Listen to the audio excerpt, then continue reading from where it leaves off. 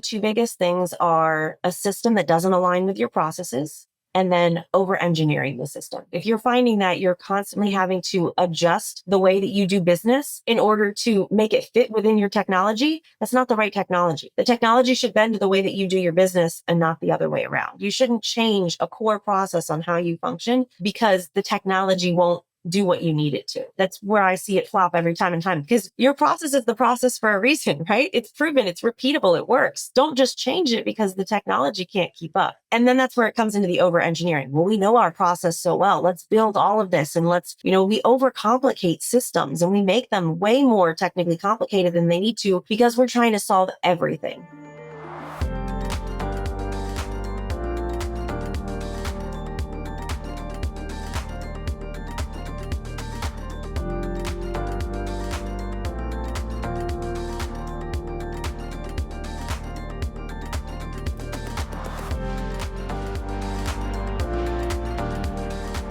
Kristen McGarr from Adroit Insights. Thanks so much for joining me today. It's good to see you. Yeah, thanks for having me. I'm excited to be here. Kristen, I wanted to dive straight in. There's one thing that really stood out to me when I was sort of introduced to you, and that is we have our philosophy is very similar, and we have a shared view of the sort of priorities for companies or their leaders when they're implementing a CRM.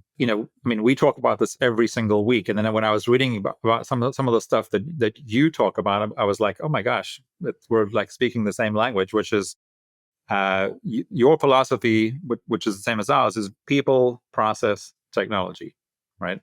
Ours is people, process, data, and technology.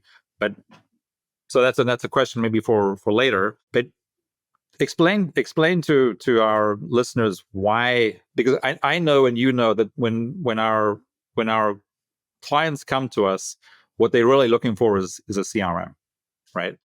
But we know, and they often don't, is that, well, yes, sure, that's going to be the end result, but we have to do a few things first, which is, do you have the people and process pieces figured out? Because otherwise, what's the technology going to do for you?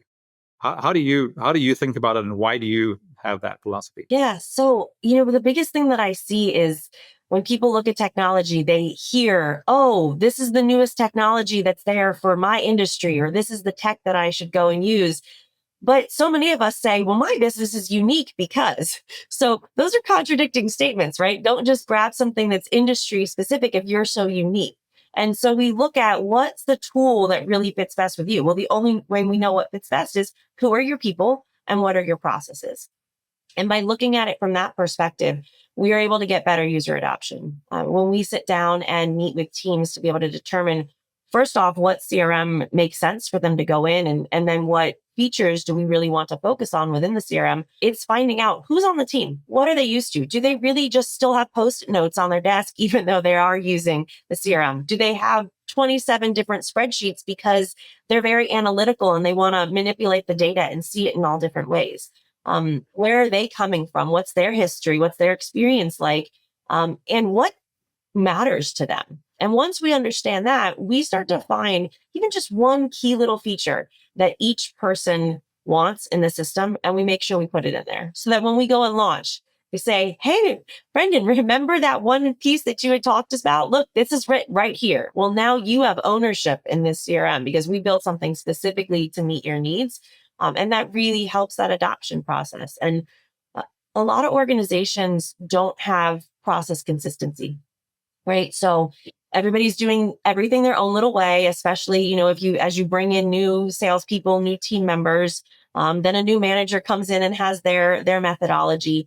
And so to find a uniform process, something that's going to work for everyone and really help grow the organization, you can build all of that into your CRM, and it helps guide them. It walks them through. It removes the need for micromanaging, and it lets the system really support the organization as a whole.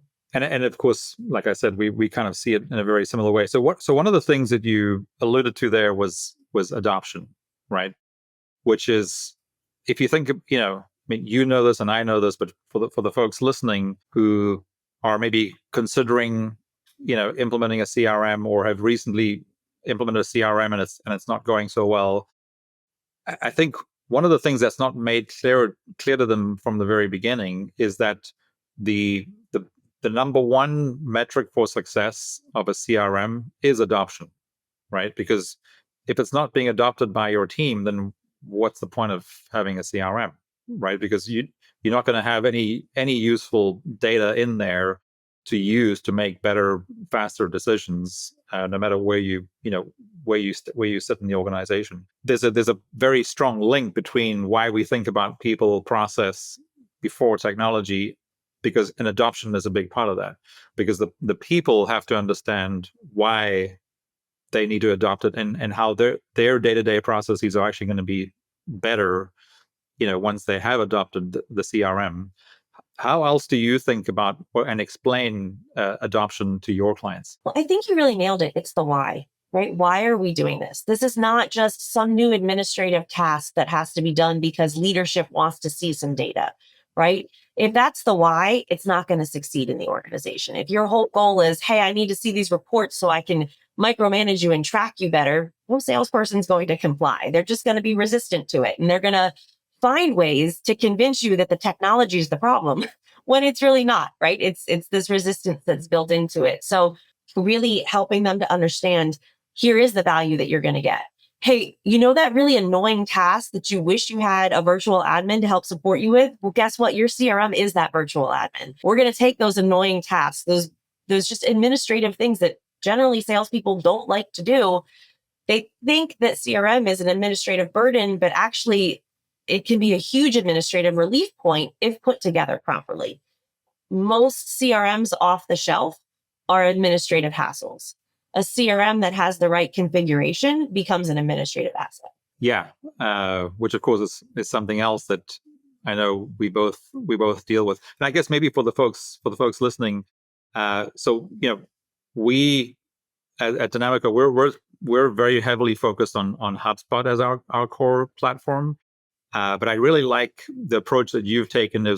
So even though you build a lot on Zoho, you have this sort of approach where the technology doesn't really matter as much as why we're, what we're talking about, why we're doing what we're doing. Why is our business implementing a CRM in the first place? The technology is very important, but it shouldn't be the deciding factor, which unfortunately, because the CRM companies are really, really good at marketing and sales, that's often why people buy the technology before they actually know why they're buying it and what they're going to do with it. With that aside, so the technology, again, so you might lean more into some technologies and we might lean into other technologies for various reasons. I think a lot of it is business size, business complexity, where one software, and I think this is why I like your approach, is you might have many of your clients who are a perfect fit for Zoho, but when that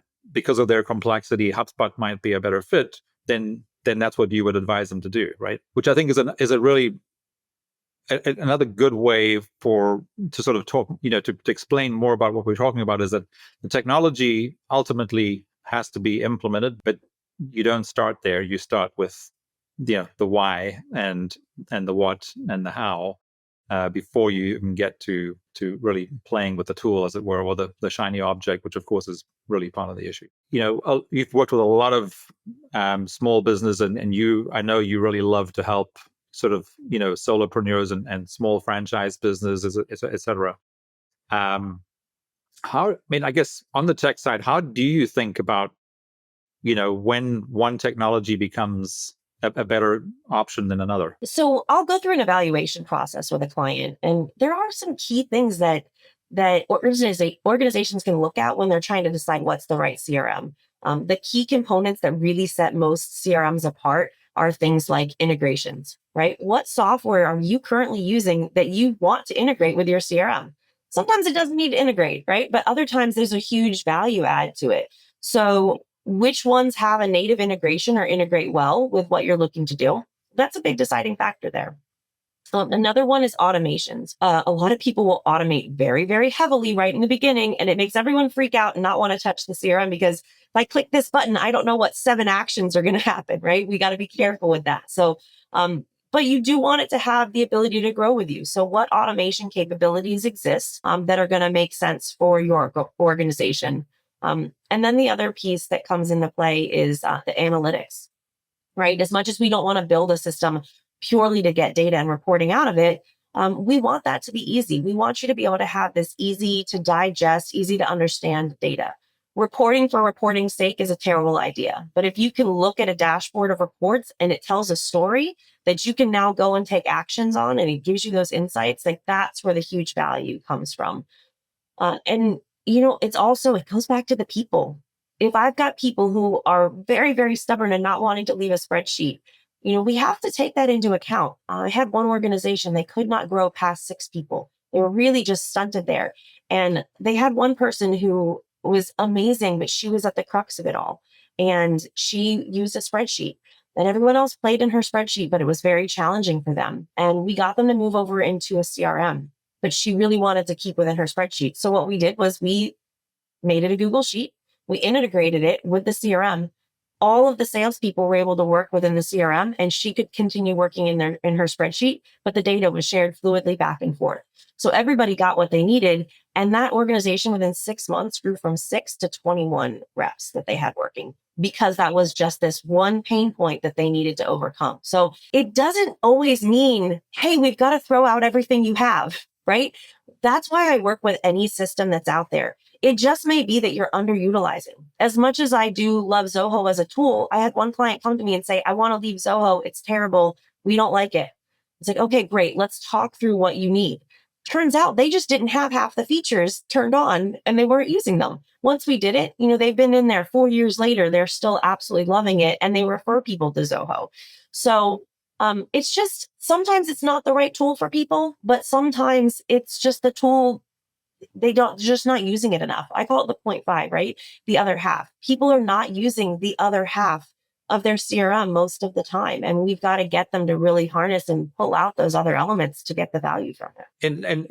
And Kristen, you and I have both learned this the hard way, as most business owners do.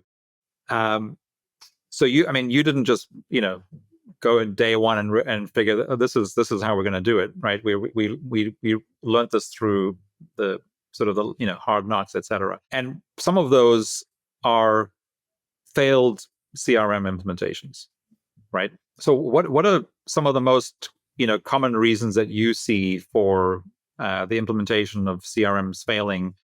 And because I'm guessing now, with this process that you have and this philosophy that you have, it probably doesn't happen anymore, or it happens. It's very, very seldom, but it's still happening in other cases where people don't have someone like you to guide them through the process. What do you think are the biggest reasons that?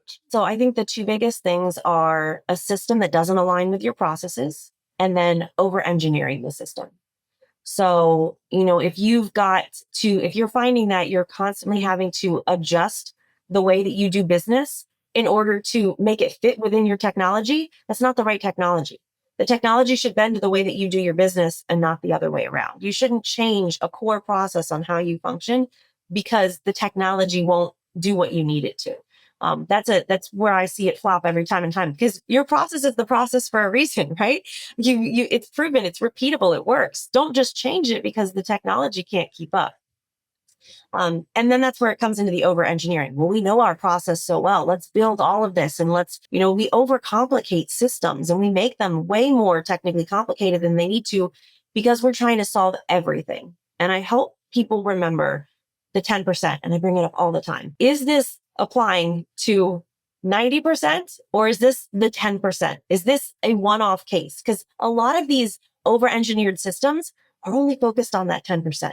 They're not focused on the big picture, on what happens the majority of the time. It's like, well, we have this exception.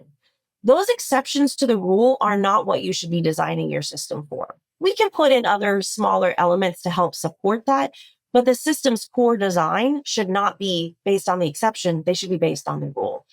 And that's the biggest piece where I've seen people really, really struggle. And so just, if I could tell anything to the organizations out there thinking about a CRM, just think, is this the 10%? Because if it is, don't try to build your system for that. Because of course, what happens if you do, it just becomes when I know you talk about this a lot too, where when you're adding, like in the example you gave earlier, like when that organization went from 6 people to 21, when you're adding people, the more complicated the system is for them to use, the less likely it is they're going to use it successfully, or the longer it's going to take them to use it successfully. So just keep it simple and let it do, whether it's the 90% or the 80%. That makes a lot of sense.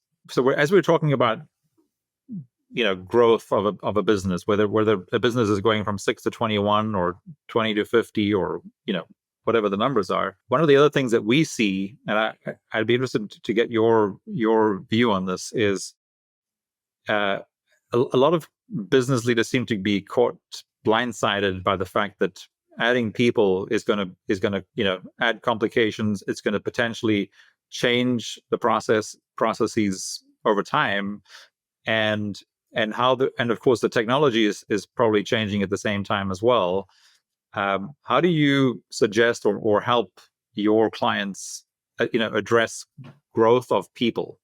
Because it seems to be something that they don't really think about when they're implementing a CRM. They think the CRM is going to take care of all this growth as it happens sort of organically, which of course doesn't happen. How do you think about that? Yeah, so I'm always looking at, we talk about 5-year, 10-year plans and visions when we think about your system. So think about where you expect to be 5 years and 10 years from now. Now, the technology will be completely different 10 years from now. I mean, if you asked me 6 years ago what the right CRM tools were, I was going to give you a different list than I'd give you today. So you don't necessarily need to plan your tech 10 years in the future, but you want to think about your business from that perspective. And, where are you going to be 3 years from now? What do you want that to look like? And when you're building your system, yes, you need to build for today. You need to make it the right tool for today, but you need to make sure that technology can grow with you. It has the flexibility. If you find that there's a system that, well, it's great right now, but it really gets cost prohibitive once we hit 15 people. Well, we want to be at 15 people in 2 years. Well, okay, is it cost prohibitive because of how much money you're making now? If you're growing to 15 people, maybe you have enough and it's not cost prohibitive. Or maybe the system gets more expensive before you can afford to pay for it, right? And we look at things like that. But again, it's remembering that if you've got a good, solid process in place and the core root of it, adding more people shouldn't shift your process that dramatically. Now, there will be changes, right? You're going to bring in new innovators and new ideas are going to come through. And you need to have the flexibility to do that. So it's just constantly asking yourself the right questions, finding someone to work with like you or like me that knows how to ask those questions, knows how to ask those forward-thinking questions. We know limitations on what the systems and the technology can do now, but you and I have both been around this industry for a while and we've seen the changes, and we can not fully predict, but have a rough idea of what the future is going to look like for this technology. And because of that, we can start to assess and plan and make the decisions for people on where they're going to run into a limiting factor. Maybe you get a system that is perfect when it comes to your CRM, and you don't do any marketing right now. So you're thinking, well, I don't need a HubSpot because I don't. Well, are you planning on doing marketing? You're looking to grow. What's that going to look like? Well, yeah, actually, we're probably going to, hire a firm and have them help us with a lot of our content creation. HubSpot's perfect then, right? If in 6 months you're going to bring on a team and you're really ramping up your marketing, you should be looking at HubSpot as a tool. It's very robust in that regard, and it's a great way to go. So, but sometimes people just think so much in the moment. I've got to make this technology decision for today. I don't want to build for 3 years from now if it's not going to work for today. And the great news is it can do both. It can work today and be good for future years. We just have to think about both. Yeah, if you make the right choice. Yeah, very, really good. You mentioned something else there, Kristen, around like cost and expense, which seems to be another area where a lot of business leaders get stuck on, because again, they might be doing this for the first time, or they really don't understand what the real cost is, or we prefer to think of it as an investment. What the investment is in having their technology do the things to support their long-term business objectives, right? And it seems a lot of business owners still get stuck. Well, they think the cost of a CRM is their software subscription, right? Whether it's a HubSpot or Zoho, or you name the CRM software, that is the cost. How do you explain to them in those early days when they're trying to make a decision, like, well, there are other costs to having a successful CRM? I mean, how do you position that with them? Well, one of the first things that I do when I'm talking to somebody about bringing on a CRM system, or even just utilizing their existing one better, is who is your internal champion in the company? Who do you have? And if you don't have a person identified, that's somebody to think about. A lot of times organizations will hire and bring on a sales admin, somebody that can then support obviously other sales functions, but then be that champion for the CRM system. That right there gets them start thinking about additional expenses that may come in play. Now, maybe you don't want to hire someone internally, but you're still going to need some level of support for the systems, right? You might not have, you should not be having your marketing person or your BD person taking away from their days to figure out how to automate a tool when you can pay somebody who's got an expertise in it 30 minutes to go ahead and do it, right? And so it's really just thinking about what are those future needs that you might have, understanding that every CRM implementation should be considered as a phased approach. And it's not 3 phases. It is an infinite number of phases, because as your business changes and grows, you're going to add on a new phase. You're going to do some more. You're going to want to add to this. And some of these phases are really small and some are larger than others. But what does that growth look like? Where do we want to change? Where do we want to add on new perspectives? So finding the right partner that they can get support from, even using some great tools out there like Upwork, to be able to find a resource when you just need something from time to time to be done. There's just so many ways that organizations can help support themselves through this. We always provide a video library to all of our clients. As you work with your clients, you're providing them guidance and direction and things like that. And I think that's so valuable, right? To be able to help them be their own, best CRM developer, right? To give them these little 30, 60-second clips that say, hey, if you want to call me to add another option to your drop-down field, I'm happy to do it, but you don't need me for that. Here's 20-second video that shows you exactly how to do it. And by the way, it's only 20 seconds long, because that's all the time it's going to take you. And empowering them, right? This is your system. Own it, love it, make it what you need, and don't feel like you're at the mercy of your support teams and other people in order to make it what you want. Ask the questions of your CRM providers, right? Like if you're working, a lot of organizations work directly with the technology company. They don't work with implementers like us. And if you do, make sure to ask them all the questions. What kind of support does that CRM company offer? Some of them have fantastic support, and others bring on partners like us because they don't have great support. And that's something really important for them to know and understand, because it really does impact the long-term costs. Yeah, or I guess the support that they offer is really to support the technology, not to support the business processes, right? Coming back to where we started with, they can support any technical issues around the technology, but it's very unlikely that they'll be able to guide you on improving your processes or making sure that you're training the people, the current people or the future people, as they're added to the team. Yeah, you make such a great point there, because you need that business process mindset. A technologist building the technology, you say, when I click here, I want this to update. Great. We can actually do that, right? When you click here, this updates. Well, they didn't think about the fact that 4 other elements of your CRM are affected by that. You didn't ask them to. You simply asked them, when I click here, do this. So having that business mindset, having that mentality with process first, people first, really does make a massively impactful difference on the success of your tool. To your point, if you don't have them, or someone who has that sort of business analyst kind of approach and just is thinking more strategically versus tactically, just fixing that one thing, that can lead to a lot of frustration when you've the technologist has been asked to fix something and they go, oh sure, yeah, I can fix that, and they fix it, and then 3 months later it's like, oh, that thing that you did for us 3 months ago, it did this and this. It's like, well, yeah, but you didn't ask me to do any of the other stuff. You just asked me to.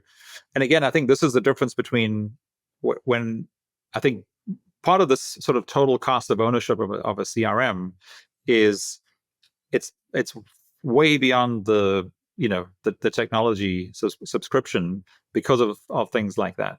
So, for example, in the HubSpot ecosystem, so HubSpot does like a report through IDC. I think it's every year now, where they talk about the total value of the ecosystem, because HubSpot knows that for every dollar invested in a CRM, there is $6 that are invested in making the CRM work, to your earlier point, for each unique company, because each unique company is unique, and somebody somehow needs to customize the software from off the shelf to make it work for that unique business.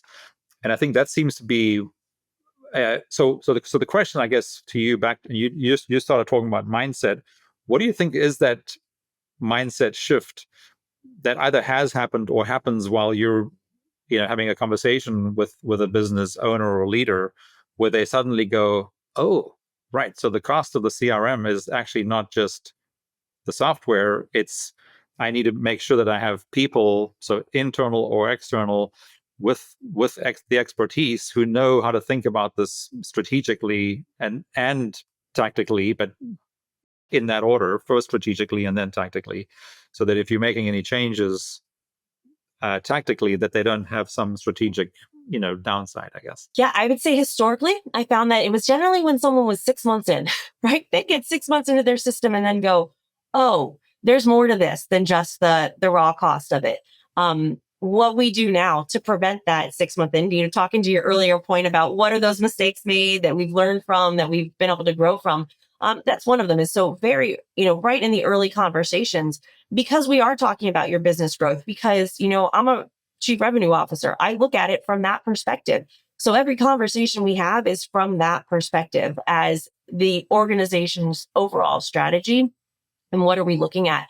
So right off the bat, those conversations are coming up. I'm already talking about phase 6 when we're in phase 0, right? When we're just in pre-planning, we're talking about those future steps so that everyone's thinking about the down the line. Like this is an ongoing multi-year. Now, I don't say that to intimidate people, right? People think, oh my gosh, 3 years to implement my CRM, this is crazy. Well, no, the goal is, you're up and running quickly. You've got a tool that you can use in the moment very quickly, but you don't want to stop there, because you're going to stunt your growth. Just like you're not just going to hire a person and then walk away and cool, I hired somebody, my business must automatically improve now, right? You're going to continue to grow and develop that person you've hired. You're going to continue to add new widgets and service offerings to your operational side. It's the same thing with your CRM. As you continue to grow that business, your CRM continues to follow up. And so we're having all of those conversations from day one, so that there is no aha moment, because it's right off the bat, right? It's just so key to understand and always be forward looking in your business. That's why I love solopreneurs and micropreneurs, right? Because they oftentimes have that little short-sighted, I need this in the moment view. And like when you can get them to just think like a little bit more to the future. Well, no, I'm not there yet. It's just me right now. Yes, but what if it wasn't just you? What if tomorrow you could have 3 people supporting you? How transformational is that for your business? Let's get you there now, right? Let's get you there faster with the technology. You just alluded to something else now, which I guess I didn't mention earlier. So in what percentage of your engagements are you're actually coming in as the fractional, CRO, CMO, CSO? Is that, yeah, I guess what percentage of your engagements start there, and then the CRM is kind of a next step? Sure. So, obviously as a CRO, there's only a handful of clients I really take on at any point in time. Where from the CRM side, we're taking on, dozens and more at any point in time, right? As a full team to be able to do it.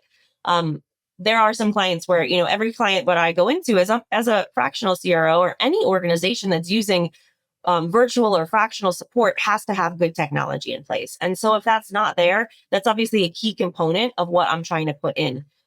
One of the great things that I love is I work with a lot of other fractional CROs and CSOs, and we partner together really well, because a lot of times if I'm going to be deep down in the weeds of your technology, I'm going to be thinking about it from a CRO perspective, but I'm not necessarily doing both in tandem. So I will often, a CRO will bring me in for me to go and do the CRM implementation for them because we think the same, right? We're coming at it from that same perspective, that same CRO outlook. And so it works really well. Other times, if I have been working with somebody and I'm in on their CRM and I'm there as their technologist, I will bring in another CRO to work that project as a CRO, somebody that I know that we're going to mesh well together. It's going to be great, but they're going to be looking at the big picture. And when I'm deep down in those technology weeds, I don't like to muddy the waters. I just don't think that it does anybody justice. However, I'll bring my CRO brain. I can't turn it off. It's always there.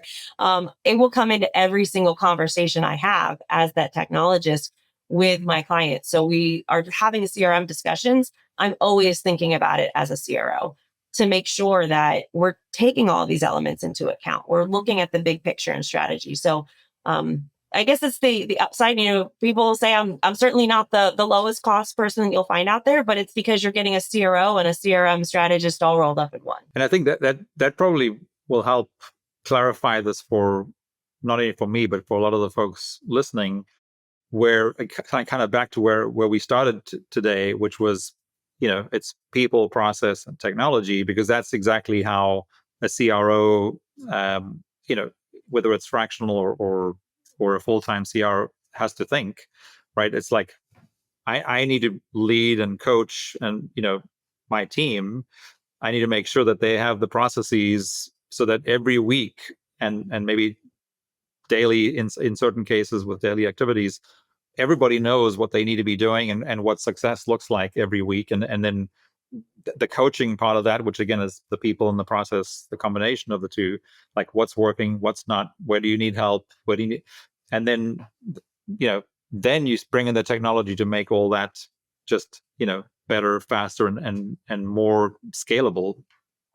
So I think that makes a lot of sense. So, and maybe answers a lot for folks who've been listening, as we were talking about, don't start with the technology, but the CRO in that situation is typically saying, yeah, well, absolutely, it's people, process, and then technology, and the data component, of course, will come in somewhere. Well, I guess on the data piece, so because you've mentioned, a few times already, analytics and reporting and whatever. Where does that and sort of, let's bring this back to your sort of CRO perspective. Where does data fit into your people, process, technology framework? It's so funny because most people will think, oh yeah, our data is pretty good. It's not that bad. And the second you try to merge it all together, you realize how much of a jumbled mess it is. And it's data can be a pretty big undertaking when you're looking at it. And so we look at data from day one. The first conversation that I have with someone when we start looking at it, I say, show me all your spreadsheets. Show me what you've currently got. If you've got a wall of Post-it notes, take a picture of it. If you've got a whiteboard, you put it all on, take a picture and send it to me. Because I want to see, the key thing is not what's each little element of that data, but how is your brain currently processing data? And that's what I can gather by looking at how you've organized your spreadsheet, by how you're adding your notes and how you've got your whiteboards written out. When I understand how you organize and work data, that's when I can start to make sure that I'm putting the best structure to a CRM in place, really customizing the views and the layouts and everything. The elements of, okay, well, which fields should be multi-select versus single select? That's really, it seems so small and trivial, but it has a huge impact on reporting. I had somebody who was like, I want this to be multi-select field. It really should be a multi-select field. Well, then they start getting responses in and people are doing multi-select. Well, they go to run their report and instead of 6 options on their report in columns, they've got 17 options because person picked option A and C. Well, that became its own line item on a report because now it's not just, option A, option C. It's the combination of A plus C. And so it can really skew your data when you're trying to look at big pictures. And so it's the conversations that we have around that are, again, that reporting for reporting's sake versus what are you going to do with it? Great, I'm going to put this information in. What do you plan on doing with the data from that field once you start seeing it in the system and can manipulate it? Tell me what conversations you're going to have in your pipeline meeting. What conversations is your C-suite going to have when they sit there in their quarterly strategy sessions? Once I understand that, that's how we know how we should manipulate the data and put it in the system, right? Really understanding again, it's the why, not the what, not the how. It comes back to that why. Why do you want this in the first place? And then we can understand how we're going to actually build it into this. I think that's super helpful. Obviously, and I remember, exactly what you're talking about. But now we're working with with much bigger companies, and the data component is so critical because you gave the example earlier when you were speaking to a business owner, and they're like, and you're asking them, well, at some point, are you going to start doing marketing?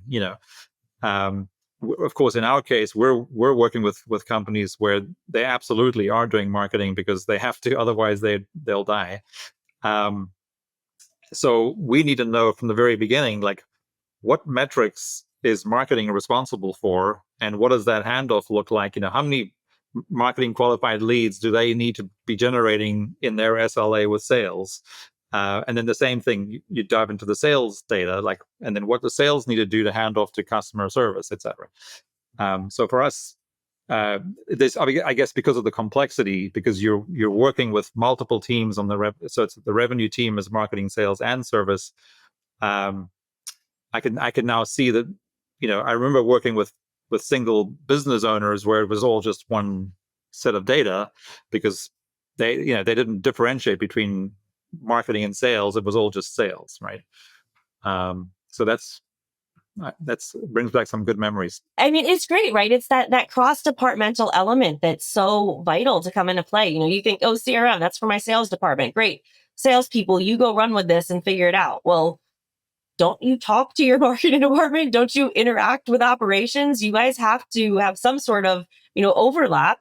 And so shouldn't your technology as well? And so it's helping people get that support. And sometimes, operations already has their own tool and that they're going to be using. And we figure out a way to integrate with that and work. And other times, operations also using spreadsheets. So let's try to find a CRM solution that's even more of an ERP. It can cross finance and operations and sales, or at least do marketing, sales to operations, and get those elements together. And so that's when we start to get into a lot of the fun and exciting parts of like, okay, what tool are we going to pick now, right? Because we're not just looking for sales, and we're not just looking sales and marketing. We're really looking full organization wide. That's going to have the elements that's going to make everyone happy. And those are when we talk about those 3-year implementations and where there's just a lot going on, because you don't necessarily want to take the rug out from underneath your entire organization all at once, right? And so it's why it's so important to build out a really well formulated roadmap on how you're going to make a change that's significant like that. Yeah, and of course the as businesses grow, the negative impacts of silos, between you gave the example, like misalignment between marketing and sales, that becomes a real issue, and businesses will not grow until they figure that out. Which of course is why we talk a lot about RevOps, and of course the name of the show is RevOps Champions, because what RevOps does and why we lean into it so heavily as a layer above the technology piece on the CRM is that it's aligning the people, the processes, the data, and the technology cross-functionally. So you just said it perfectly. From marketing all the way to ops, that you have to have aligned systems if you want to grow. And which is ultimately what we're talking about, all the time, is like, what are your obstacles to growth, and what do you, how do you fix them, and then those become massive opportunities for growth. And I'm sure you do too, find that data and technology can be assets or liabilities. So how do you manage these areas for your clients to keep the data and technology being, you've already touched on this a few times, but your data and your technology being an asset versus a liability? Yeah, this is so valuable. I'm glad you bring this up. So, because it really does happen. It slips so quickly. So we put little triggers, little reminders, different areas within the CRM. And depending on which one you use, which tool you decide on, there's different ways to go about this. Sometimes it's a matter of tasks. Sometimes we'll build a report that automatically emails to your inbox. So it's not pull, right? Pushing of the data that you want to have, pushing of information that you want somebody to take action on is the best way. If you just put it on a dashboard and expect people to go look at it, it's probably not going to happen, at least not in the beginning. So what we'll do is we'll create a report that, maybe it's a close dates in the past, right? How often do we look at a pipeline and you see all of these close dates that were, 2 weeks, 3 months ago, right? A year and a half. Like, why are they still sitting here in your active pipeline when that close date is obviously long gone? So we'll put a report on that. Other things we'll do is very quick glimpse, easy ways to be able to see any opportunities that don't have a next step. That's one of the easiest things you can do to avoid dropping the ball and missing out on an opportunity is every opportunity has to have a next step, right? So let's figure out the best ways within the system, whether it's, in Zoho, there's filters that you can put in place. And if you put a filter in your deals module, you'll see a little number next to it and it'll tell you like, oh, 7 deals are missing an opportunity because that's what you filtered for, or missing an activity because that's what you filtered for. So the second you open up your deals pipeline, you see, oops, I've got to work on 7 deals right now. Things like that, right? In HubSpot, the analytics that come right out of the box with it are amazingly robust. Looking at those and leveraging that information to see where we, look for trends on where we might be dropping the ball in certain areas. It's so valuable, but it comes back to people. People are the ones that manage the data at the end of the day. So how do we make it as simple as possible for the people to keep the data integrity up? And that's really the focus. Don't ask me to fill out 50 fields if you're only going to use 13 of them for reporting purposes. Only ask me to fill out the 13 that I need to, right? Because then you have a much better chance of me doing it. Yeah. You'll also see in these CRM systems, one of the biggest things is this linear scroll. Right? I'm going to scroll to find the data that I want, or click 17 times to find it. What we like to do is reconfigure the layout of your system. Let's move all the junk fields that you really don't care about to the background. Let's keep the important stuff above the fold, right? So that you don't have to scroll above the fold, the old newspaper term, or above the scroll in this case, right? Let's keep it right there. So as soon as I open up that record page, I can see the information that I need to work with. I can also see the information I need to fill in. And I'm not having to go and hunt for that one particular field that my boss told me, hey, don't forget to fill this in for my report. Yeah, which of course is not a surprise, but interesting how, as you were explaining that, it was you said it starts with the people, and really what you were explaining was a process for those people to do certain things at certain times to make sure that their data and their technology remain assets and don't become a liability, which I loved how that all came together. Kristen, we're going to wrap up here with one last question. So I'm thinking, so with some of your bigger clients, which probably coincide with some of our clients as well, who might be listening, what advice would you give them right now as they think about how to think about the investment in their CRM for the next 3 years? Yeah, that is a fantastic question. The best thing that I think about is, when you're thinking about investing in another person in your organization, right? What is that thought process that you go through? You think about, how they're going to alleviate pain points, how they're going to make things better. Think about that CRM, just like we tell people, think about AI like it's a person, talk to it like it's a person on your team. Think about your CRM that same way. It is a really valuable asset. It's like another employee that you've brought into the company and the organization. How do you want that employee to grow in their career over the years, right? How do you want your CRM to grow with you over the years?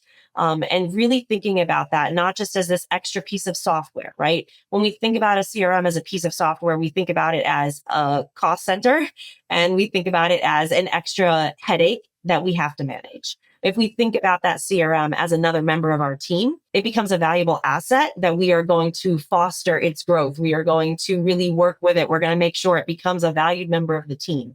And I really like people to think about it that way, so that it takes out that burden and that expense and this headache that comes around with it. And it really gets people thinking in the mindset of this is a true valued asset to our organization. That's really good advice. I love that.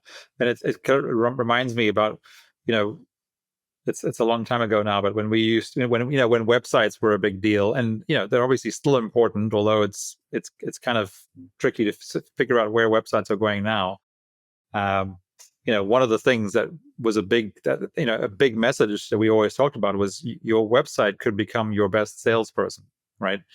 So I like the way you talk about seeing, for business leaders to see their CRM as a human. In other words, like, how do we nurture and grow this over the as long as they're going to be with us? Let's make sure that they're doing better and bigger things, every quarter. So love that analogy.